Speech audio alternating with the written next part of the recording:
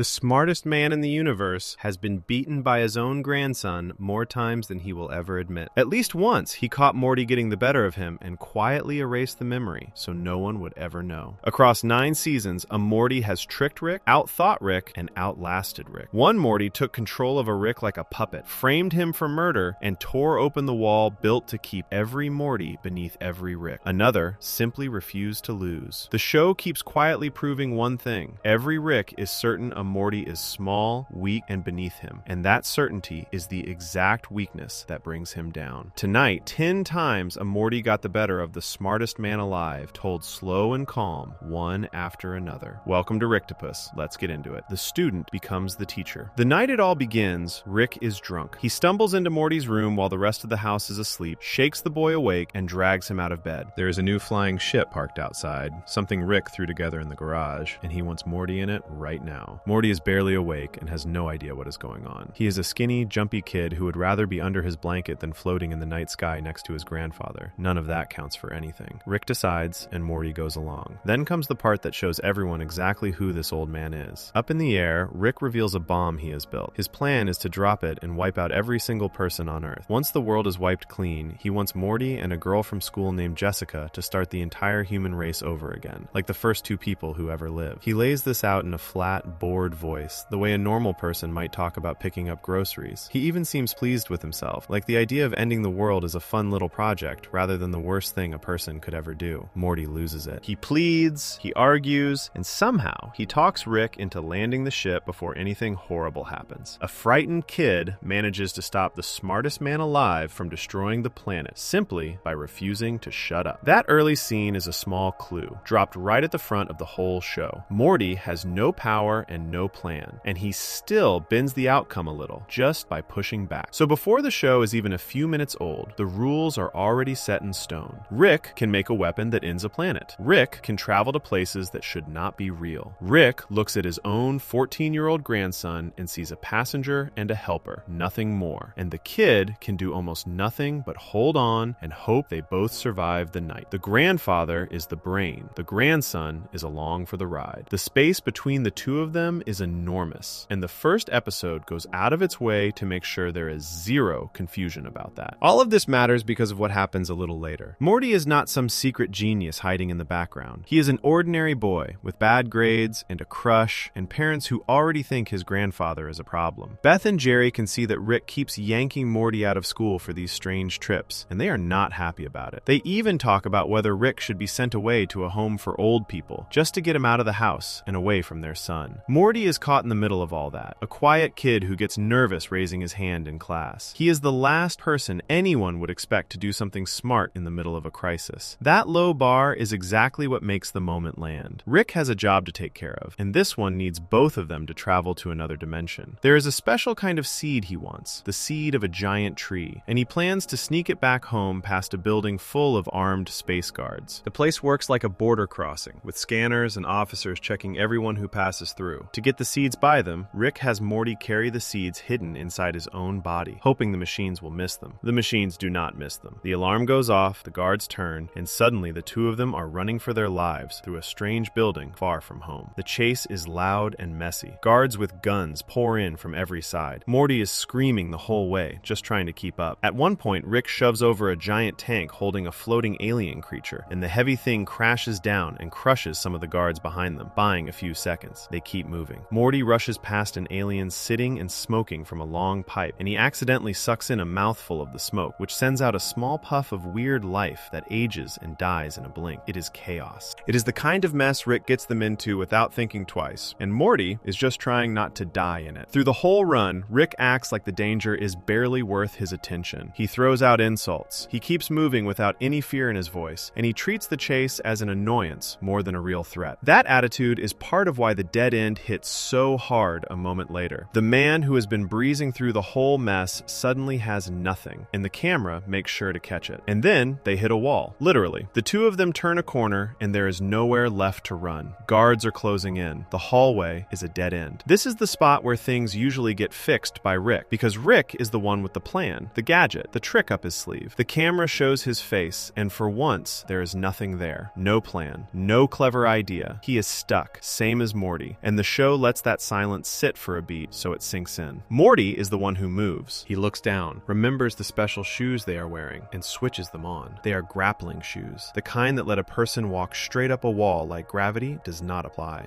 The shoes came from Rick, part of the gear he brought them out in, which makes it funnier that Rick himself forgot about them in the panic. Morty flips them on and starts running up the side of the wall, pulling Rick along with him, lifting them both up and away from the guards and out of the trap. Rick reacts right away. A small, surprised, pleased sound comes out of him, and he tells Morty that the student becomes the teacher. That single line is the whole reason this scene belongs at the start. The moment is put together with real care, because the people making the show clearly thought about it. They could have had Rick come up with the escape, the way he handles almost everything else in the episode. Instead, they give Rick a blank, empty face at the worst possible second, which is a face the show almost never lets him wear. There is a tiny pause, just long enough for the trap to feel real. Then, the kid is the one who acts. The order of it is the point. Rick freezes first, and Morty solves it second. And the gap between those two beats is short, but it changes who is in charge for a moment. The voice work does a lot of quiet work here too. Rick does not sound annoyed, and he does not sound jealous. He sounds genuinely tickled, almost proud, like a coach watching a player finally pull off a move he has been trying to teach for months. That choice tells everyone how Rick feels about being beaten by his grandson, at least this once. He likes it. He treats it as a win for his own side, because in his head, he is the teacher, and Morty is just proving the lesson stuck. The show also refuses to slow down and make a big deal of it. There is no long pause where music swells and everyone realizes that something special just happened. The line lands, the two of them keep escaping, and the story rolls right on to the next problem. That speed is a smart move. By treating the moment like a normal beat instead of a huge event, the show makes it feel real, and it trusts the people watching to catch the meaning on their own. It helps to remember where the show is at this point. This is the very first episode, made before the series became the huge thing it later turned into. The look is a little rougher, the world is brand new, and most of the time is spent showing people what Rick and Morty even are. With so little room to spare, the writers still chose to hand the first clever win to Morty. That is a real choice. They could have spent those seconds on another joke or another piece of the seed plot, and they gave them to the grandson instead, which says they wanted this idea baked into the show from the very beginning. The simple meaning sits right on the surface, and for once, that is fine. A scared kid did the thing the smartest person in the room could not do. The smartest person noticed, said so out loud, and gave the kid credit on the spot. That almost never happens in stories about a brilliant adult and a clumsy young sidekick. The grown-up genius usually keeps every win for himself. This grown-up genius hands one over without a fight in the very first episode, before anyone has even settled into the show. There is a deeper meaning under it as well, and it has to do with the words Rick picks. He calls Morty the student and himself the teacher. He frames the whole thing as something he caused, as if Morty only did well because of everything Rick taught him along the way. In one short sentence, Rick both praises the boy and quietly takes the credit. That little move is going to repeat for years. Whenever Morty does well, Rick will tend to fold it back into his own story, as proof that Rick made him that way. The seed of that habit is planted right here, in a friendly, four-word line during a chase. Underneath the joke, something specific is going on inside each of them in that hallway. Rick is a person who needs to be the cleverest one everywhere he goes. Being stuck, even for a second, should bother him. The fact that it does not bother him, the fact that he is delighted instead, says something about how he sees Morty at the start. Morty is not a threat to Rick. Morty is a project. A win for Morty reads, in Rick's mind, as a win for Rick's teaching. His reaction holds no fear at all, just pride. And that calm pride is worth holding on to, because it will not always be there. Morty's side of it is simpler and more human. He did not plan anything. He did not outthink Rick on purpose. He was terrified, his back was against a wall, and his brain reached for the one tool he happened to have on his feet. That is how a lot of real cleverness actually works for kids. It is fast and scared and lucky. The right idea showing up at the right second because there was no other choice. The show gets that exactly right. Morty wins on pure instinct, and that keeps him believable as a normal boy instead of a tiny genius. There is a small, warm idea buried in the scene that almost anyone can feel without being told. Sometimes the kid sees the thing the adult misses. The grown-up has more knowledge, more power, and still gets stuck, while the young one quietly spots the way out. It is a feeling a lot of young viewers carry around, but rarely get to see proven on a screen. For a few seconds, the show says the small, nervous one in the corner can be the one who saves the day. And it says it through a grandfather who is happy to admit it. That feeling is part of why the line stuck with people. Getting clipped and repeated long after the episode aired. There is also a reason this gentle, early version of the pair is so easy to sit with for a long stretch. Later seasons get darker and heavier. Rick gets crueler, and the wins Morty pulls off start to cost him something real. Back here in the first episode, none of that weight has arrived yet. The danger is cartoon danger. The grandfather is proud instead of bitter, and the boy gets a clean little victory with a smile attached to it. It is the softest the whole relationship ever looks, which is its own quiet kind of comfort. This is where the whole point of the larger story starts to take shape. The big question hanging over everything is whether Morty can ever truly get ahead of Rick. Not by accident, not with a tool Rick handed him, but on his own. The first episode answers a tiny piece of that question and leaves the rest wide open. Morty can pull off one clever escape. Rick can call it a teaching moment and smile about it. The deeper version, the one where Morty outthinks Rick in a way Rick did not expect and does not enjoy,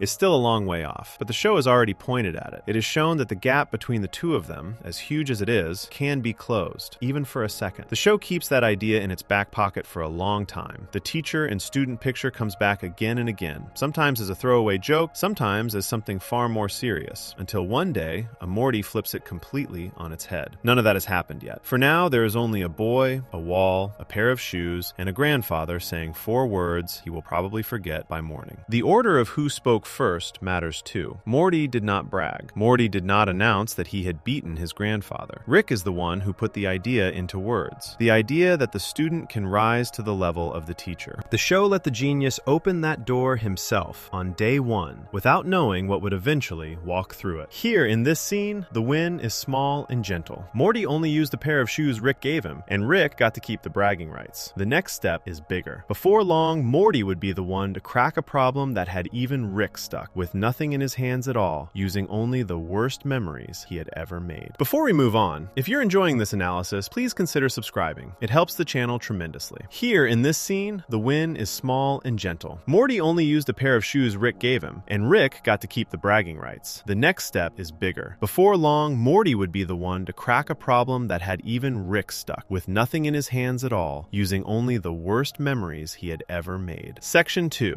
The memory that saved Rick. Season 2 finds Rick and Morty as a real team. The rough early days are behind them. The family has more or less accepted that these two disappear together for days at a time, and Morty has gotten a little braver. He is still the nervous one. He is still the kid everyone talks down to. The gap between him and his grandfather is as wide as ever, and most of the time the whole family treats Rick as the only person who can fix anything that goes wrong. That last part is what makes this episode such a turning point, because the thing that goes wrong is something even Rick cannot shoot his way out of. It starts at the kitchen table, with a man no one should recognize. His name is Uncle Steve, and he talks like every cheesy character from an old family sitcom. Jerry treats him like a brother he has known his whole life. Everyone at the table seems to remember Steve being around for years. Then Rick walks in, takes one look, and shoots him. Steve drops dead, and his body twists into a slimy alien shape on the floor, while the rest of the family screams in shock. Rick explains what just happened. Steve was a parasite, part of a species that takes over a planet by sneaking into people's heads and planting fake memories of itself. The more memories it plants, the more it spreads, until a whole world is full of people who swear these creatures have always been their friends and family. Rick warns everyone to watch out for goofy, over-the-top characters who suddenly show up out of nowhere. Right on cue, a strange little yellow creature appears, cheerful and chatty, and introduces himself as Mr. Poopy Butthole. To keep the problem from getting out into the world, Rick seals the entire house. He drops thick metal shields over every door and window, locking the family inside, and he hangs up a sign with a simple count on it. There should only be 6 people in the home: Rick, Morty, Beth, Jerry, Summer, and Mr. Poopy Butthole. Anyone past that number is a fake. That plan falls apart fast. The family keeps slipping into shared memories, all of them happy, all of them warm, and every single memory drags a brand new character into the room. A sweet old relative called Cousin Nicky shows up. A calm, friendly man named Sleepy Gary appears, and the family is suddenly certain that Gary, not Jerry, is the one married to Beth. More of them pile in. A creature named Pencilvester, a little baby wizard, a muscular duck the show simply calls Duck with Muscles. Each one arrives wrapped in a fuzzy, pleasant memory that feels completely real to everyone who has it. The house fills up with these things until no one can tell who actually belongs and who is a stranger wearing a fake past. This is the trap, and it is a smart one. The parasites do not attack. They do not need to. They just stand around acting like beloved family, while the people who are truly related start to doubt each other. The longer it goes, the harder it gets to know what is true. true. A creature that has only ever been kind, that only brings back good times, looks exactly as real as a person who has been there since birth. Then the parasites make their move, and it is aimed straight at Rick. They begin whispering the idea that Rick himself is the fake. It almost makes sense. Rick is strange. He is mean. His stories about his own life are full of holes, and he is the one person in the house with no clear, cozy history. A group of the creatures jump him, grab the watch off his wrist, and use it to start lowering the shields so they can escape into the world. The family, confused and turned around, starts to believe the lie. Maybe Rick is the monster. Maybe killing Rick is how this ends. Morty is the one who ends up holding the gun. Pushed and pressured and unsure of what is real, Morty drags Rick out to the garage to do it. Two of the parasites, Baby Wizard and Duck with Muscles, come along and pin Rick down so he cannot fight back. Morty stands over his grandfather, ready to shoot, half believing the old man in front of him is not even his real grandfather at all. It is about as dark a corner as the show has ever pushed him into. The kid is seconds away from killing the most important person in his life, and everyone around him is telling him it is the right thing to do. Rick does not beg. Instead, with a gun pointed at his head, Rick tears into Morty. He hurls insults at the boy, calls him a whiny crybaby, and says that most of the memories he carries of Morty are bad ones, full of nothing but annoyance and headaches. He spits out that Morty has been a pain far more often than a joy. It is cruel, and it is the kind of thing a person says when they are cornered and out of options. And that is the exact moment the answer arrives. Morty's face changes as the insults land. Something clicks. The parasites can only plant happy memories. That is the whole way they work, the trick that lets them spread. Every fake person in the house came wrapped in something pleasant, because pleasant is all these creatures can make. So the test for who is real is simple. A real person is someone there are bad memories of too. Someone who has hurt feelings, started fights, let people down. Rick just handed Morty a pile of awful memories about himself, which means Rick has to be the genuine article. A parasite could never have made those. Morty turns and shoots the two creatures holding Rick down. He spares his grandfather. Then he explains the rule he just worked out, the one tell that cuts through the whole mess. The way to know a person is truly in someone's life is to remember a time they were not nice. From there, the family takes the rule and runs with it. They go through the house, person by person, and each real member proves themselves by digging up an ugly memory. Summer remembers her mom getting drunk and accidentally swinging a bottle into her eye on school picture day, which proves Beth is real. Beth remembers a time Jerry left her stranded, which proves Jerry is real. Even Morty smiles a little, recalling a moment his sister hurt him, because that pain means she belongs. One by one, the parasites, who have no bad memories to offer, get found out and taken down. The fake family melts away, and the 6 real people are left standing. Look closely at how the show builds the big moment, because the choice they made is a strange and clever one. The thing that saves Rick's life is an insult. A genius scientist, surrounded by alien creatures, pinned to the floor and about to die, is rescued because he was rude. His meanness is the proof of his realness. The cruelty pours out of him at the worst possible second, and that cruelty is the clue that cracks the whole puzzle. A kinder Rick. A Rick who said something sweet right then might have gotten himself shot. The show turns his worst trait into the reason he survives, and it lets a scared kid be the one to catch it. The voice work sells the meltdown. Rick does not sound calm and clever the way he usually does when he explains a plan. He sounds furious and bitter and worn out all at once, like a person who has decided to go down swinging with words. That raw, ugly tone is part of why the moment works. The insults feel real because they sound real, and because they sound real, Morty believes them, and because Morty believes them, he sees the pattern. There is a quiet truth sitting under all of this, and it is a little sad. The people who are truly in someone's life are the ones who have also been a problem. Real family is not all warm flashbacks and group hugs. Real family includes the fight in the car, the bottle to the eye, the years of being let down. A relationship with no bad memories at all is a warning sign, because no one who is actually close stays perfect forever. The episode says this plainly, through a house full of monsters, and it lets a 14-year-old be the one to put it into words. Now for the honest part, because the show leaves a small crack in the moment. The second after Morty figures it out, Rick looks genuinely surprised that the kid is right. For a flash, there is real shock on his face. Then he covers it instantly. He shrugs the whole thing off and acts like it was obvious, like he knew the rule the entire time, and Morty simply took forever to catch up. Morty is left a bit confused, half wondering if his grandfather actually did know all along and was dropping hints with those insults, or if Rick is just doing what Rick always does. The show does not fully settle it. What stays clear is that Morty is the one who said it out loud, the one who acted on it, the one who stopped the gun and turned it the right way. That little move from Rick should feel familiar, because it is the same thing he did in the very first episode. Back then, when Morty escaped the dead-end hallway with the grappling shoes, Rick smiled and called it proof that the student had learned from the teacher. He took a win that belonged to Morty and folded it back into his own story. Here, he does it again. The kid solves the unsolvable problem, and the grandfather waves a hand and claims he was always a step ahead. The pattern is becoming clear. When Morty wins, Rick finds a way to make it about Rick. The difference this time is what Morty actually did. In the pilot, he used a tool Rick built and handed him. There was a gadget on his feet, and he flipped it on. Here, there is no gadget. There is no science. There is only Morty's own mind, working under the worst pressure imaginable, pulling an answer out of his own painful history. The whole family is stuck. Rick is pinned and out of ideas, reduced to throwing insults. And the one who finds the way through is the nervous kid everyone had just talked into picking up a gun. The student is doing more than copying the teacher now. The student is solving things the teacher could not, or at least did not, fix first. The episode also tucks in one last twist that fans never forget. After the house is cleared and the 6 real members sit down to dinner, Beth notices that she cannot think of a single bad memory of Mr. Poopy Butthole. By the rule they just used, that should make him a fake, so she shoots him. But Mr. Poopy Butthole does not turn into slime. He bleeds real blood. He was real the entire time. A genuine friend who simply happened to be kind. And the rule that saved everyone else gets an innocent person hurt. He survives, badly wounded, and has to spend a long time getting better. It is a gut punch that keeps the episode from feeling too neat, and it shows that even a smart rule has cracks in it. For the larger story, this is a real step up the ladder. The first time Morty got ahead of Rick, it was a quick, lucky escape with a borrowed tool. This time he cracked the puzzle at the center of the whole crisis, with nothing but his own memories and his own thinking, while the genius lay on the floor calling him names. He is no longer just the kid who survives Rick's world. He is becoming someone who can see the thing the smartest man in the room missed. Before we move on, if you're enjoying this analysis, please consider subscribing. It helps the channel tremendously. The next time the trouble comes, it would not arrive through a portal or hide behind a friendly face. Rick would build the trap himself, climb inside it, and get stuck where almost no one could hear him calling for help, and it would fall to Morty and his sister to notice the truth and pull him back out. Section 3. The cage Rick built for himself. The danger in this one does not come from space. It does not wear a friendly mask or crawl out of a portal. The danger is Rick, and the trap is something Rick builds with his own 2 hands, which makes it the hardest kind of problem for him to escape. A monster he can shoot, a puzzle he can solve, a cage he locked himself inside while smiling and feeling great about it is a different thing entirely. It begins with Summer and a vampire. Summer finds out there is a vampire prowling around the high school that she and Morty go to, and she asks her grandfather for help. Rick agrees, but he handles it the way only Rick would. He has spare bodies of himself stored away, younger versions, and he moves his mind into one of them. The result is a teenage Rick, small and full of energy, who calls himself Tiny Rick and enrolls right into the school to hunt the vampire from the inside. The vampire problem gets solved almost as a side note. It turns out the bloodsucker is one of the gym teachers, Coach Ferratu, and the kids take him out with wooden stakes early on, mostly away from the camera. That was supposed to be the whole adventure. Get in, find the vampire, end it, move on. The real trouble starts after the easy part is finished. Tiny Rick has a flaw built into him, and it is a deep one. A young brain cannot hold everything an old Rick carries. All the years, all the regret, all the heavy feelings that come with being an old man who has seen too much. A teenage mind simply cannot store them. So the young body shoves the real Rick down and buries him, leaving only the fun parts on the surface. What walks around the school is the loud, careless, party-loving piece of Rick with none of the weight. Tiny Rick is a blast to be around. He becomes the most popular kid in the building almost overnight. That popularity spreads to Morty and Summer. Hanging around the coolest kid in school suddenly makes them cool too. Best of all for Morty, Jessica starts paying attention to him. The girl he has chased since the very first episode is finally talking to him, and the only reason is Tiny Rick. So Morty has every reason in the world to want Tiny Rick to stick around. Tiny Rick is good for his social life, good for his confidence, and good for his shot with Jessica. The fun version of his grandfather is handing Morty everything he has wanted. Underneath all of it, the real Rick is dying. His true body, the old one, sits in a vat back in the garage, slowly failing while his mind is stuck in the clone. The genuine Rick is trapped down inside Tiny Rick, awake and aware and desperate to get out, but the teenage self will not let him speak plainly. The only way the real Rick can reach the surface is sideways, through the things teenagers do without thinking. He pours it into song lyrics. He scribbles it into doodles. He works it into a dance. To everyone watching, it looks like normal teen drama, moody and dramatic and nothing to worry about. The words, though, are a straight cry for help. They say things like, "Let me out. This is not really me. My real body is dying in a vat. Somebody, please help me." The truth is right there, sung out loud in front of the whole school, hidden inside what seems like ordinary teenage angst. One person hears it, Summer. Summer picks up on the wrongness right away. While everyone else laughs and cheers and treats Tiny Rick like a fun new toy, she listens to the lyrics and feels the panic underneath. She becomes more and more sure that her grandfather is trapped, that the boy everyone loves is a shell, and that the real Rick is calling out from somewhere no one is bothering to listen. Morty does not listen, at least not at first. This is the honest part, and it matters. Morty is the one who lets it slide. Jessica is finally into him. The school finally likes him,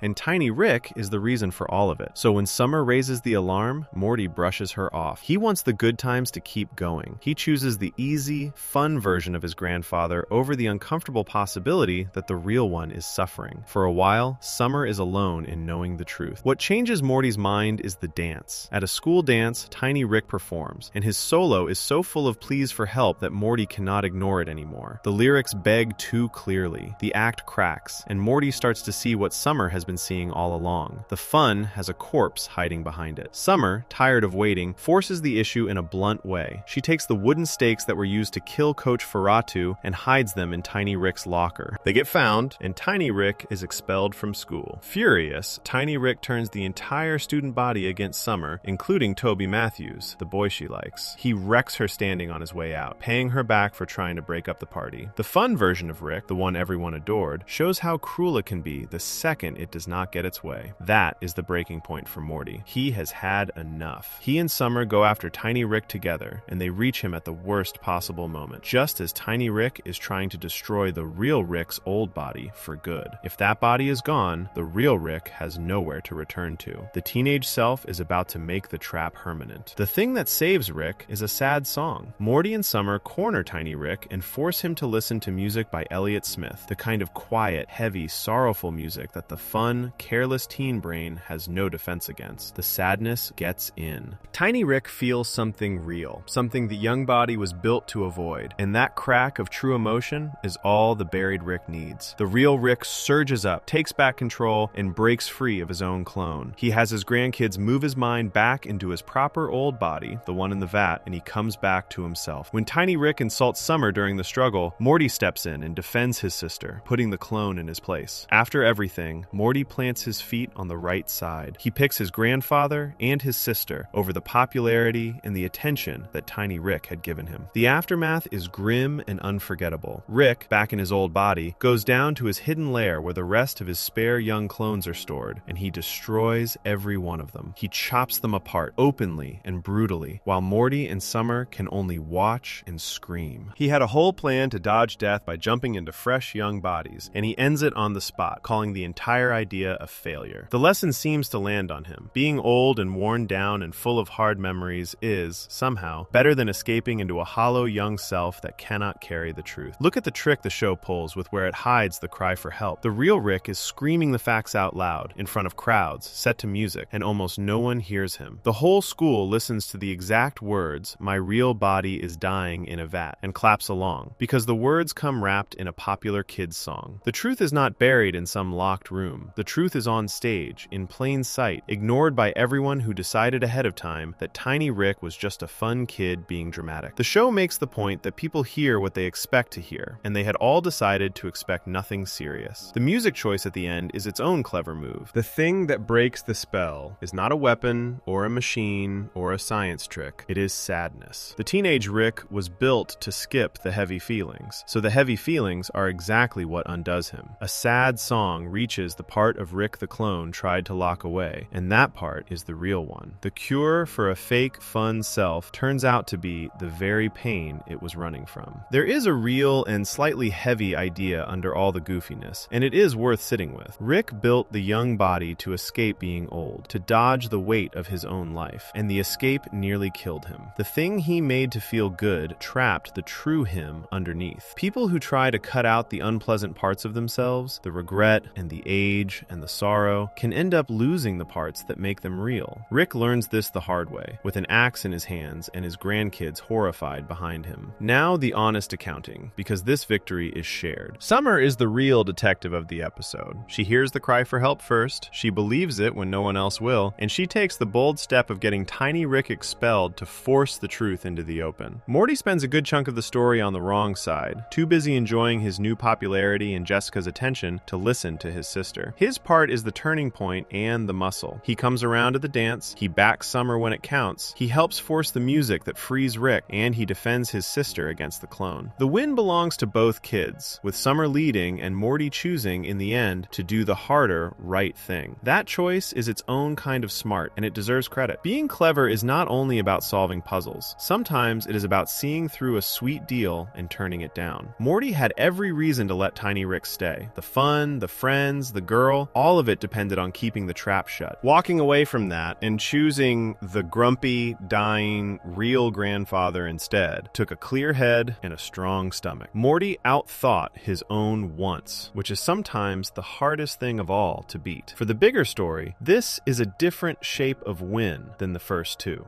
In the pilot, Morty escaped with a tool Rick gave him. In the Parasite House, Morty cracked the puzzle alone with his memories. Here, Morty and Summer beat a version of Rick at being Rick. They understood Rick's own situation better than Rick's clone did, and they pulled the real him out of a cage he was too clouded to escape on his own. The pattern keeps growing. Rick keeps building ways to run from himself. A bomb and a fresh start in the pilot, a young body here, and the kids keep being the ones who drag him back to the truth. Before we move on, if you're enjoying this analysis, please consider subscribing. It helps the channel tremendously. Rick is not done splitting himself apart to chase a better version of who he is. The next time, he would do it on purpose, with a machine, and the half of Morty that everyone wrote off as the weak and broken piece would pull off an escape that left Rick honestly stunned. Section 4. The half of Morty nobody expected. Season 3 is where the show stops pretending the adventures are harmless fun. The trips have a cost now. The two of them come home worn out, jumpy, sometimes close to falling apart, and this episode opens by putting that cost right on the table. Rick picks Morty up from school and promises a quick little outing. The quick little outing turns into 6 straight days of fighting for their lives over some crystal, and by the time they finally make it home with their awards, both of them are so fried that they nearly have full mental breakdowns at the kitchen table. The stress is real, and it is what kicks off everything that follows. Rick decides they have earned a break, so he takes Morty to an alien spa. The spa is calm and pleasant. There are soothing treatments and warm water and the kind of pampering that should melt the stress away. The last stop is a special machine that promises to completely clean a person out, to pull all the bad stuff from inside them and leave only the good. Rick is talked into trying it, and Morty goes in too. What the machine actually does is strange, and the way it works is the whole point of the episode. It does not decide on its own what counts as bad. It removes the parts a person already believes are the worst parts of themselves. Whatever someone is ashamed of, whatever they wish they could cut out, that is what gets pulled. So the split is built from each person's own private idea of what makes them ugly. When Rick and Morty step out, each of them has been cut into 2 separate living people. Out comes a clean Rick and a toxic Rick. The clean Rick has lost his drinking, his rudeness, his giant ego, and his need to be the center of everything. He comes out polite and gentle, but also cold and a little empty. The toxic Rick holds all the parts Rick hates about himself, and there is one piece in there that matters more than the rest, though no one notices yet. There is also a clean Morty and a toxic Morty. The clean Morty has lost his anxiety, his sadness, his low opinion of himself, and the constant voice telling him he is worthless. What is left is a confident, smooth, fearless version of the kid. The toxic Morty carries all the fear and the hurt and the self-hatred that the real Morty lugs around every day. The clean versions get to walk out and live their lives. The toxic versions get dumped into a gross, gooey wasteland, along with all the toxic pieces the spa has pulled out of every other guest, and they are left there to rot. The catch is that those toxic pieces are awake. They can think. The toxic Rick is every bit as clever as any Rick, and being thrown away makes him furious. Clean Morty is having a great time at first. Without his anxiety, he is suddenly popular and charming. He gets a date with Jessica, the girl he has chased forever, and it finally happens. The date falls apart because Clean Morty is so wired and talks so much that he scares her off, but he barely cares. He moves right along and leaves with a different girl from the restaurant named Stacy. Nothing rattles him anymore. He is smooth and pleased with himself and totally hollow. A phone call reaches Clean Rick and changes things. things. The call carries the voices of the toxic Rick and toxic Morty being tormented in the wasteland, and clean Rick understands at once that the discarded pieces are alive and that the toxic Rick is as smart as he is. Clean Morty does not want to deal with any of it. He would rather stay in his happy, empty bubble. So he crushes Rick's phone to make the problem go away, which is a cold, selfish move the real Morty would never make. Down in the wasteland, the toxic Rick plots his revenge. He cooks up a plan to get back into the world and take over the clean version's lives for good. He tricks clean Rick into bringing the storage tank back to Earth, dangling the idea that the two halves can simply join back together and everything will go back to normal. The truth is that toxic Rick has no plan to share anything. He means to shove the clean versions into the tank and keep the toxic ones out, stealing their place in the world. Here is the first time Morty gets ahead of everyone, and it is easy to miss. Clean Morty does not trust the deal. He suspects toxic Rick is lying about the friendly remerge, and he quietly sets up a backup. He has Stacy ready to step in. When the joining goes wrong, exactly the way Morty feared, Stacy opens the machine and pulls Rick and Morty out before they can be trapped inside. Morty's suspicion was correct, and his backup plan is the only reason the clean versions are not sealed away. Even stripped of his fear, this Morty reads a trap that the Ricks did not fully see coming. The plan blows up. Toxic Rick and toxic Morty get loose. Clean Stacy ends up trapped in the machine instead, and toxic Rick goes to war with clean Rick. When the fight does not settle it, toxic Rick reaches for something bigger. He rigs up a huge tower to beam the toxic effect across the entire planet, turning every person on Earth into a cruel, depraved, violent version of themselves. The whole world starts to rot, just as Rick and Morty arrive to try to stop it. How exactly Rick finally wins his half of the battle is one of the smartest and saddest things in the whole series. At first, clean Rick refuses to act, saying he has no right to force his idea of good and bad onto the world. Morty slaps him, and the slap shakes something loose. Rick remembers the rule of the machine. It removes the traits a person believes are toxic about themselves. Then it hits him. When the real Rick went through the machine, he counted his caring about people, his attachments, his love as a weakness he wanted gone. So that piece, the part of Rick that loves, got pulled out and dumped into the toxic side. The toxic Rick is the one who actually cares about Morty. Rick uses that against him. He shoots the toxic Morty with a poison that will kill him soon, and he threatens to make it work faster and faster unless toxic Rick agrees to join back together. Because the toxic Rick holds all of Rick's love, he cannot stand by and let Morty die. He breaks. He agrees to remerge, and the moment the two Ricks become one again, Rick shuts off the tower and fixes the world. What that means about Rick is worth sitting with here. The smartest man alive looked at his own ability to love people and decided it was poison. He sorted his caring into the same pile as his cruelty and his addiction, things to be thrown in the trash. That single choice is the key to the entire episode, and it is the key to Rick as a person. He treats his heart as a flaw. The plan to defeat the bad guy only works because Rick understands, deep down, that he himself thinks loving Morty is a weakness. Then comes Morty's turn, and Morty does the thing no one saw coming. When it is time for the clean Morty to take his toxic self back, he refuses. He does not want his anxiety, his sadness, or his self-hatred returned to him. Being confident and empty feels too good to give up, so he grabs a jetpack and flies away, leaving Rick standing there with no way to force the join. The show makes a specific point of Rick's reaction. Rick, who just outthought a perfect copy of himself, who planned 3 steps ahead and beat the toxic Rick at his own game, did not predict this. He is left honestly shocked that his grandson simply said no and bolted. That is the milestone. For the first time, Morty does something that leaves Rick openly stunned. The pilot ended with Rick smiling and taking credit. The Parasite house ended with Rick claiming he knew all along. This one ends with Rick caught flat-footed, staring at the sky, beaten by a move he never considered. What makes it strange, and worth thinking hard about, is which version of Morty pulled it off. The Morty who escaped Rick is the one with no fear and no heart. His anxiety is gone, and so is his empathy, because in this kid, the two are wired to the same switch. The thing that usually makes Morty timid, that voice of worry and self-doubt, is tied to the thing that makes him kind. Strip out the fear, and the kindness goes with it. So the version of Morty smart enough and bold enough to outrun Rick is also the version that does not care about anyone, including Rick. The episode does not let that sit as a happy ending. Weeks later, the clean Morty has built a slick new life as a money man at a firm in New York City, confident and successful and cold as ever. Rick and Jessica have to track him down and put his toxic self back inside him to make him whole again. The real Morty, the one the show follows, is the one with the fear and the heart still attached. watched. He has to be the messy version, because the smooth version is barely a person at all. There is a real and slightly heavy lesson tucked inside the science fiction. The parts of a person they are most ashamed of are often tied to the parts that make them good. The worry that keeps Morty up at night is the same worry that makes him care when others do not. Cutting out the pain would mean cutting out the love. The episode says, plainly, that a person scrubbed clean of every bad feeling is not better. They are emptier. The good comes bundled with the bad, and pulling them apart breaks something important. Now the honest accounting, because this is not a simple solo win for Morty. Rick is brilliant here. His takedown of the toxic Rick, built on the painful truth that he considers his own love a flaw, is one of the cleverest things he ever does. Morty's wins are smaller and sharper. He catches the trap that the Ricks missed and sets up Stacy to save them, and he ends the whole story by refusing to play along and flying off in a way that genuinely surprises his grandfather. Two different kinds of smart sit side by side. Rick outthinks a copy of himself. Morty outstubborns the smartest man in the universe and walks away clean. For the bigger story, this is a clear step up the ladder. The shock on Rick's face is the proof. Up to now, Rick has always had a way to fold Morty's wins back into his own story. This time, there is no folding it. He did not see it coming, and the episode makes sure everyone watching knows it. The unsettling part, the part that points somewhere darker, is the price of the win. The Morty who beats Rick is the Morty with no fear and no love. The show is quietly raising a hard question. If a Morty stripped of his heart is the one who can finally get ahead of Rick, then what happens to a Morty who chooses to throw his heart away for good? The Jessica date is one of the sharpest little details in the whole thing, and it pays off everything the show has built since the pilot. Morty has wanted Jessica to notice him from the very first episode. The detox machine seems to hand it to him. Without his nerves, he walks right up to her, gets the date, and finally has the thing he always wished for. The date falls apart anyway, because the smooth, fearless Morty talks too much and comes on too strong and chases her off within minutes. The lesson hides in plain sight. The exact moment Morty becomes the bold version he thinks he wants to be, the prize he chased for years slips out of his hands. His nerves were never only a curse, they were part of what made him someone worth being around. Placing the two endings right next to each other is a clever choice by the people who wrote it. Rick gets the planned, thought-out victory. He studies the rules of the machine, finds the hidden truth about his own love, and springs a trap built from that truth. Morty gets the opposite kind of win. He does not plan anything clever. He simply refuses the deal and runs. Put together, the two endings say something true about each of them. Rick beats problems by understanding them better than anyone else in the room. Morty, when he wins, tends to win by saying no to the terms he was handed and walking off before anyone can stop him. There is something tempting about the fantasy at the center of this episode, and the show knows it. Almost everyone has wished, at some point, that they could reach inside and delete the parts of themselves that hurt. The worry, the sadness, the mean streak, the voice that says a person is not good enough. The spa machine offers exactly that, and for a little while, it looks like a dream come true. Both clean versions are calmer, freer, more successful. Then the cost shows up. The clean Rick cannot bring himself to care about saving the world. The clean Morty cannot hold on to a relationship or feel for anyone. The dream of a cleaner self turns out to be a kind of slow, disappearing act. The episode lands on the idea that a person is the whole package, the bright parts and the broken parts welded together, and trying to keep only the good half leaves behind someone who is easier to like and much harder to love. Rick has now lost a battle of wills, and he has done it in the open, with his grandson flying off into the sky. The losses are starting to stack up, and the next one would be far more personal. Before long, Morty would walk into a hidden room and learn that his grandfather had been reaching into his head, snipping out memories, and that some of those cuts were made to keep Rick looking good. Before we move on, if you're enjoying this analysis, please consider subscribing. It helps the channel tremendously. That question would not stay a question for long. Soon, Morty would learn that his grandfather had been reaching into his head for years, quietly cutting out memories, and that some of those cuts had nothing to do with sparing Morty pain, and everything to do with keeping Rick looking good. And Morty would catch him in the act and aim Rick's own machine right back at him. Section 5. The memories Rick deleted. The trouble in this one is hiding inside Morty's own head, and it has been there for years without him knowing. The episode opens with the two of them running from a dreamlike world, escaping with a strange prize they call the Truth Tortoise. Rick warns Morty not to look the creature in the eyes. Morty admits he already did. A few days later, Morty is falling apart because looking into those eyes filled his mind with the whole truth about everything, and a person is not built to carry all of that at once. He cannot sleep. He cannot function. He just wants the truth out of his head. So Morty goes to Rick and ask him to erase the memory. Rick agrees, and then he shows Morty something Morty has never seen. Underneath the garage, there is a secret room, and the room is full of small tubes. Each tube holds a memory that Rick has pulled out of Morty's mind over the years. Rick has a nickname for the whole collection. He calls them Morty's Mind Blowers. Instead of their usual evening watching channels from other dimensions, Rick decides they will spend the night going through these stored memories one by one. What follows is a tour through the worst moments of Morty's life, the ones Rick took away so Morty would not have to live with them. Some of them are genuinely awful. There is a memory where Morty grows suspicious of an innocent man, and his wrong suspicion ends with that man dead. There is a memory where Morty tricks a pair of scientists into taking his and Rick's place inside an alien zoo, trapping two people in a cage to save himself. There is a memory where Morty, trying to be clever, asks an alien warrior whether he has any real proof of the afterlife he believes in. And the question breaks the warrior so badly that the poor creature spirals into despair before meeting a grim end. These are heavy things. A kid carrying all of them at once would be crushed, and it almost seems kind that Rick lifted them away. Then the tour takes a turn, and the kindness starts to look like something else. Mixed in with the painful memories are memories that hold no pain for Morty at all. They were not removed to protect him. They were removed to protect Rick. One of them is a small, almost silly moment, and it might be the most important thing in the entire episode for understanding these two. In that memory, Morty catches Rick saying a phrase wrong. Rick keeps saying that he is being taken for granite, when the real saying is being taken for granted. Granite is a kind of rock. Granted is the actual word. Morty notices, and instead of letting it slide, he calls it out. He corrects his grandfather, openly and a little smugly, and he teases him about it, joking about how long Rick has been getting it wrong, asking if Rick thinks he is some kind of rock person. Then Morty laughs right in his face. For one moment, the kid is plainly smarter than the genius. He caught a mistake the smartest man in the universe did not catch about himself, and he enjoyed it. Rick did not enjoy it at all. Rick, annoyed at being shown up by his own grandson, simply erased the memory. He deleted the moment where he lost. Once that lands, the whole secret room changes meaning. The collection is not only a place where Rick stores Morty's pain, it is also a place where Rick hides his own losses. When Morty gets the better of him, Rick can make the memory disappear, so that as far as Morty knows, it never happened. The record of who beat whom is kept by Rick, and Rick edits it whenever it makes him look bad. That idea reframes this entire story, the whole long question of whether Morty can ever get ahead of Rick. The reason wins like that seem so rare might be that Rick keeps removing them. Maybe Morty has caught Rick, corrected him, beaten him more times than anyone knows, and maybe each time Rick reached into a tube and took it away. The count of times Morty has outsmarted Rick could be far higher than the show usually lets anyone see, including Morty himself. The proof is sitting right there in the granite memory, a real win that Rick tried to erase from history. Morty starts to feel it too. He grows suspicious. He begins to sense that some of these memories are not here for his sake, and he wants to know for sure whether Rick has been quietly cutting out the times Rick messed up or got shown up. So Morty pulls a trick. He gets Rick to look behind himself for a second, and in that second, Morty grabs another tube and loads it up to check, to confirm with his own eyes what Rick has really been doing. It is a small, sneaky move, the kind of thing Rick would normally pull on someone else, and Morty uses it on Rick. What he learns sets off a fight, and the fight goes to a dark place fast. Rick gets hold of the mind eraser and manages to fire it at Morty, trying to wipe the whole confrontation away the way he has wiped so much before. Morty does not just take it. He grabs the device and turns it back on Rick while it is still firing, aiming his grandfather's own weapon at his grandfather. The plan does not go cleanly. The eraser catches them both, and the two of them are wiped at the same time, left standing in the room with no idea who they are or who the other person is. The honest truth is that Morty's counterstrike backfires. Turning the machine on Rick does not give Morty a clean victory. It blanks them both. From there, the episode gets even bleaker. The two of them, lost and confused and miserable about the few ugly things they managed to piece together, decide they would rather not go on at all. Summer arrives just in time to stop them. As it happens, Rick had left behind written instructions for exactly this kind of emergency, and Summer follows them, puts the two of them to sleep, restores their memories, and drags them back to the couch. They wake up grumpy, convinced only that Summer made them miss a night of television. Look at the format the show chose to carry all of this. On the surface, it looks like a goofy clip show, a bunch of quick, disconnected skits strung together for laughs. The structure is doing something sneaky. It starts with the painful memories, the ones that make Rick's habit look caring, and it slips the self-serving ones in later. later, once everyone has settled into thinking this is just kindness. By the time the granite memory shows up, the trap is set, and the reveal hits harder because of how innocent the whole thing seemed at first. A funny little clip episode turns into one of the most unsettling looks at how much power Rick really holds. Sit with how much power that actually is. Rick does not only control the adventures and the gadgets and the portals, he controls the story of Morty's own life. He decides what Morty remembers, which means he decides who Morty believes he is and who Morty believes Rick is. A person is, in large part, the sum of what they remember. Rick has been quietly trimming that sum for years. He has shaped Morty's sense of himself and shaped Morty's image of his grandfather, all by choosing which moments get to stay. The granite memory is the clearest window into Rick's pride. The smartest man alive, a man who can build worlds and travel between realities,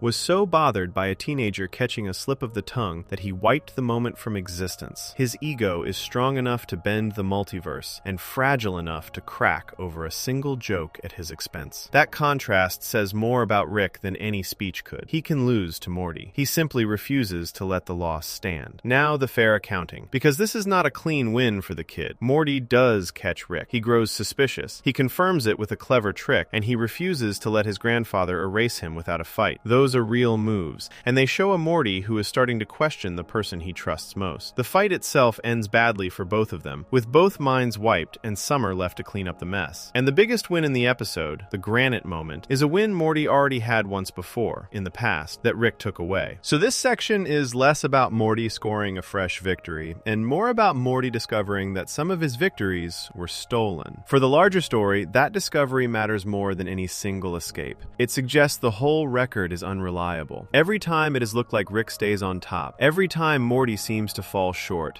there is now a reason to wonder whether the real history has been edited. The show planted a quiet bombshell. Morty has beaten Rick before, more than once, and the only reason the world does not know it is that Rick keeps the eraser. Before we move on, if you're enjoying this analysis, please consider subscribing. It helps the channel tremendously. Every Morty who has gotten the better of Rick so far has been this Morty, the real one, doing it by accident, by instinct, or by sheer stubbornness, and then having the proof taken away. Somewhere out in the endless copies of Rick and Morty spread across all of reality, there was a different kind of Morty. One who had stopped winning by accident. One who had been planning his victory, coldly and patiently, since before anyone even knew he was there. Section 6. The Morty Who Planned It. This episode aired early, near the end of the first season, long before most of the show's biggest ideas had taken shape. The thread it starts, though, is the most important one in this whole story. Everything in the back half of this list grows out of what happens here. So even though it comes from the early days, it belongs at the turn. The moment the question stops being whether our Morty can get lucky against Rick and starts being something far larger. It opens with a nightmare. A different Rick steps through a portal into the Smith family kitchen. This Rick has a scar across his face, and beside him stands a Morty wearing an eye patch. The scarred Rick kills our Rick and grabs Morty, all in a few brutal seconds. The show then pulls back and reveals that this was one version of events among countless others, a single thread in a huge tangle of realities. The real point lands anyway. There are endless Ricks and endless Mortys out there, and some of them are dangerous. Our Rick gets hauled away by soldier versions of himself to a place called the Citadel of Ricks. The Citadel is a giant hidden city, a home and a safe house for Ricks and Mortys from every reality, all living together in one secret spot. It is run by a group called the Council of Ricks, a handful of powerful Ricks who make the rules for everyone. The Council does not like our Rick. He has always refused to join their club, preferring to do his own thing, and that makes him a target. They accuse him of a terrible crime. Someone has been murdering Ricks across the realities, 27 of them, and stealing their Mortys. The Council pins it on our Rick, using evidence that turns out to be planted to frame him. They want him punished, and they barely bother to check whether he actually did it. He is the loner, so he is the easy answer. While Rick deals with the false charge, Morty wanders the Citadel, and what he learns there cuts deep. At first, the place dazzles him. Then he notices how the Mortys are treated. Every Rick has a Morty, and the Mortys are not there as grandsons or partners. They are there as equipment. The show explains why. A Rick's mind gives off a kind of signal that can be tracked, the buzz of a super genius brain. A Morty's mind gives off the opposite kind of signal, and standing near a Morty cancels the Rick's signal out, hiding the Rick from anyone hunting him. So every Rick keeps a Morty close as a living shield, a way to stay invisible. The Mortys are gear. They are camouflage with legs. Morty takes this hard. hard, and it is not difficult to see why. He thought he mattered to Rick. Now he is staring at a whole city built on the idea that a Morty is a tool, a thing a Rick uses to protect himself. His worst fear about his place in Rick's life is hanging on every wall around him. Rick and Morty break loose and go hunting for the real killer, and the trail leads to a horrifying place. The murderer's base is a fortress, and its walls are packed with Mortys, hundreds of them, kept alive and in pain, used to hide the killer the same way a single Morty hides a single Rick. It is a factory of suffering, an entire building powered by tortured copies of the same boy. What makes it worse for our Morty is how little Rick seems to care. Rick looks at the wall of agonized Mortys and barely reacts. To him, it is just clever engineering. Then the killer springs the trap. The scarred Rick and the eye patch Morty capture them both. The scarred Rick drags our Rick off to scan his brain and pull out everything inside it. Our Morty gets thrown into a cell with all the other captured Mortys, packed in with the very kids being used as walls. This is where our Morty does something that matters. Surrounded by frightened, beaten copies of himself, he does not give up. He stirs them up. He gives them the nerve to fight back. The imprisoned Mortys rise together, overpower the guards, and break free, and they reach Rick and set him loose. The freed Mortys swarm the scarred Rick and beat him down, and the scarred Rick, strangely, welcomes it, almost begging them to finish him. As if dying is a relief, the killer falls. The day seems won. Rick and Morty go home. The case looks closed. It is not closed. The real story has not even shown its face yet. After the scarred Rick is dead, the council's people examine his body, and they find something buried inside his skull, a receiver, a small device wired into his brain. The scarred Rick was not acting on his own at all. He was a puppet, his mind hollowed out and his body steered from a distance by remote control. Someone else was pulling his strings the entire time, hiding behind him, using him as a mask. The show cuts to the Citadel, to the crowd of Mortys who were just freed and celebrated as victims. Standing among them is the Morty with the eye patch. Quietly, calmly, he reaches up and takes the eye patch off. The transmitter that controlled the scarred Rick was hidden under it the whole time. He drops it to the ground and crushes it under his foot so no one can trace the signal back to him. Then he turns and steps onto a departing ship, blending in perfectly with all the other identical Mortys, and he slips away without a single Rick suspecting a thing. A soft, sad song plays as he goes. That Morty was the killer. All of it was him. Let that sink in, because the scale of it is enormous. This Morty took a Rick and turned him into a meat puppet, a remote-controlled shell. He used that puppet Rick to murder 27 Ricks across the realities. He captured and tortured hundreds of Mortys to build his cloaking walls. He arranged all of it so that the blame would land on one specific Rick, our Rick, the one the whole show follows. And when it was over, he walked out the front door, unseen, unsuspected, free. He did not beat one Rick. He beat the entire society of Ricks, the council, the soldiers, the whole hidden city of the smartest beings in all of reality. The way he got away with it is the most important part, and it ties straight back to everything in the earlier sections. No Rick suspected a Morty. The thought never crossed their minds. When Ricks went looking for the killer of Ricks, they looked for another Rick, because in their world, only a Rick is smart enough to matter. A Morty is gear. A Morty is a shield. A Morty is the thing you hide behind, not the thing that hunts you. That contempt is exactly the blind spot the eye patch Morty walked through. The Ricks built an entire system on treating Mortys as nothing, and a Morty used that system to become the most dangerous thing in it. The very fact that no one watches a Morty is what let this Morty do anything he wanted. Look at how carefully the show hides him in plain sight. For the whole episode, the eye patch Morty stands at the killer's side and reads as a sidekick, a quiet little helper, easy to ignore. The camera does not point at him. No one in the story gives him a second look. That is the trick. The audience is trained, the same way the Ricks are trained, to see a Morty as background. The reveal works because everyone, on screen and off, made the same mistake of assuming the small, nervous kid could not be the one in charge. The slow, quiet song over the ending lets the weight of it land without anyone explaining it out loud. Now think about who this Morty must be. The show does not spell out his past here, and the full story of how he gained control of his Rick would not be told for years. What it shows is the result. Somewhere out there, a Morty got tired of being a tool. A Morty looked at the deal every Rick offers every Morty. The deal where the boy exists to protect the old man, and decided to flip it. Instead of being used, he would use. Instead of hiding a Rick, he would steer one. The patience it took is chilling. He played the part of the helpless sidekick for as long as it took, never breaking character until the moment came to disappear. Here is the piece that makes makes this episode quietly brilliant in its placement. Our Morty, in this very same story, is learning that he is treated as gear. He is walking the Citadel feeling smaller and angrier with every step, realizing that the world of Ricks sees him as a shield and nothing more. The show sets our Morty's fresh resentment right next to living proof of where that resentment can go. One Morty feels the insult and stews in it. Another Morty felt the same insult and turned it into a weapon that brought down an empire. The distance between the two is not as wide as it should be, and the episode knows it. Now the honest accounting, because it matters for this list. The mastermind here is not our Morty. The cold, patient, world-shaking plan belongs to a different Morty, the one with the eye patch. Our Morty's part is real, but smaller. He shows courage in the cell. He rallies the other Mortys and frees Rick. That is bravery and heart, not scheming. The genuine outsmarting, the kind that beats every Rick at once, belongs to the stranger who slips onto the ship at the end. So this section is the moment the show widens the question. It stops asking only whether the boy we follow can get ahead of his grandfather. It starts asking what a Morty is truly capable of once a Morty decides the game is worth playing. That distinction is the engine for everything that follows. The earlier sections showed our Morty winning, by luck, by instinct, by stubbornness, and then often having the win erased. This section shows a Morty winning on purpose, with a plan years in the making against the smartest beings alive and getting clean away. The two kinds of victory belong to the same face, the same name, the same small, frightened boy that every Rick refuses to take seriously.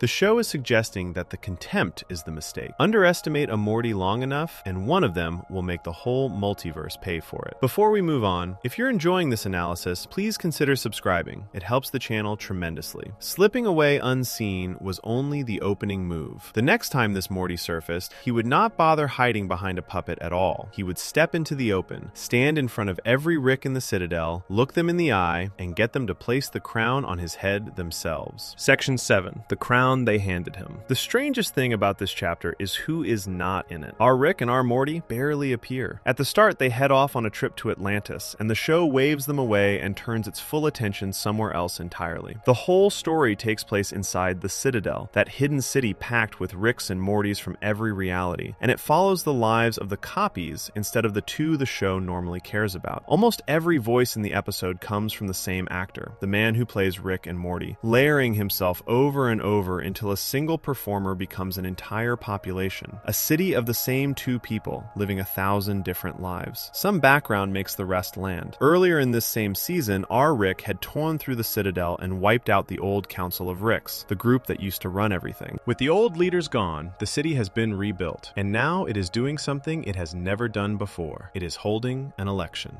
For the first time, the Citadel is going to choose its leader by a vote. Before the election story gets going, the episode walks through the city and shows what life there is really like, and it is grim. The Citadel is split hard between the Ricks and the Mortys. The Ricks run things. The Mortys are the bottom of the heap, treated as lesser, doing the worst jobs, looked down on at every turn. There is poverty. There is crime. The police are crooked and take bribes. There is a factory that runs on the bottled happiness of a single content Rick, draining a person's joy to flavor a snack. There are young Mortys in a school so beaten down that one of them quietly wishes for a way out of his life. The picture the show paints is of a place rotten all the way through, where the people on top squeeze the people on the bottom and call it order. Into that rotten city steps a candidate, and the candidate is a Morty. He runs under the banner of the Morty Party, and almost no one takes him seriously. The idea of a Morty running the Citadel is treated as a joke. Even the Morty hired to manage his campaign does not really believe in him. A Morty in charge of Ricks sounds absurd to everyone. Because everyone has spent their whole lives believing a Morty is gear, a shield, a second-class thing, the same contempt that ran through the last chapter runs through this one. Nobody watches a Morty. Nobody fears a Morty. Nobody imagines a Morty could win. Then he opens his mouth at the debate and everything changes. He gives a speech about the split between Ricks and Mortys, about how the Mortys of the Citadel are treated as nothing, while the Ricks take everything. He names the unfairness out loud, the thing every Morty in the city feels and no one in power ever says. The crowd, full of Mortys who have spent their lives being stepped on, comes alive. His support surges. The joke candidate becomes a real one overnight, riding a wave of anger that was already there, waiting for someone to point it in a direction. Right after the speech that makes makes him a star, he does something cold. He fires his campaign manager, the Morty who helped him get this far. There is no warm thank you, no loyalty. The moment that Morty stops being useful, he is gone. The fired campaign manager does not go quietly. An investigator, Rick, finds him and hands him a stack of secret files